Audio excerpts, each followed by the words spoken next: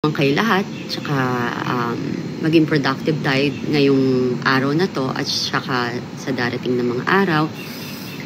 Nalulungkot ako kapag, nakakakita ako ng mga hindi okay na pangyayari sa ating bansa ngayon. Lalo na yung kapag, alam mo yung isang grupo or like isang samahan na nagbibigay or nagbabahagi ng salita ng Diyos ay naharas or nasasaktan.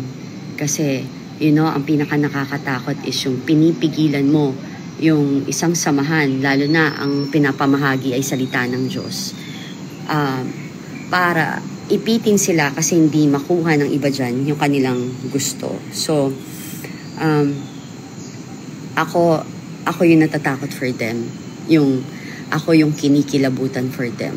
'Di ba? Parang hindi nyo kailangan saktan, nakakarami, hindi nyo kailangan iharas. 'Di ba? Parang ang nakakalungkot siyan is ginagawang frontliner, yung mga kapulisan or army na walang kamalay-malay. 'Di ba? And naaawa ako sa inyo, sa Philippine National Police, tsaka sa Armed Forces of the Philippines na nangyayari to na parang ultimo yung leader ninyo, hindi rin kayo pinoprotektohan. Parang okay lang masira yung pangalan ng organization or ng mga kapulisan or ng military because of some evil people na may pansariling may pansariling hangarin, hindi para sa nakakarami or sa mamamayang Pilipino, but rather para sa kanilang personal na gain, 'di ba? Kasi sila'y makikinabang. Anyway, alam niyo po, kahit ano namang gawin nila, ang Diyos na ho ang nandyan. At saka hindi ho papayag ang Panginoon na magpatuloy pa yung ginagawa nila. And alam ko, konting kembot na lang, magkakagulatan na.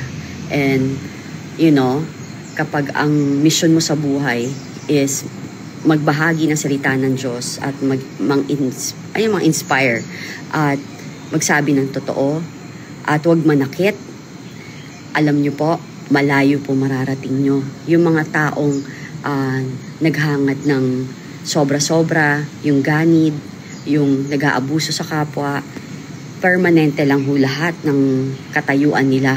Lahat ho yan biglang mawawala, bigla pong, alam nyo yan, bigla lang one day, pagising la, wala na lahat. One day, pagising nila, may sakit na sila. One day, baka hindi rin sila magising. Alam niyo yun? Yung hindi na lang sila magising kasi hindi na sila pinagising ng Diyos para matahimik na yung mamamayang Pilipino. Anyway, so, ayun lang. So, manatili tayong, huwag tayong magsawang manalig sa Diyos, tsaka huwag tayong magsawang magdasal. Kasi again and again, ang sabi ko nga sa inyo, hindi mananalo ang kasamaan sa kabutihan at hanggat ang pinaglalaban natin ay katotohanan, wala po dapat tayong ikatakot at wala po dapat tayong pakinggan kahit to yung mas madami dyan na nagtatry na insultuhin tayo. Napansin ko nga yung mga basher, karamihan lalaki. When you try to think about it, it's sad kasi parang mali yung pagpapalaki ata ng kanilang magulang sa kanila, or either wala talaga silang respeto sa kababaihan. Ayan na tinatawag na walang bayag kasi ang kaya lang babae, 'di ba? Pero ako, alam nyo, again and again, di ko pinapatulan, delete lang. Dinidelete ko lang yung comment nila. Kasi anong point? Bakit ka mag-e-engage sa bastos na usapan? Bakit ka alam niyo yun, ba't yung papatulan? Yun nga yung gusto nila yung mapansin mo sila, 'di ba?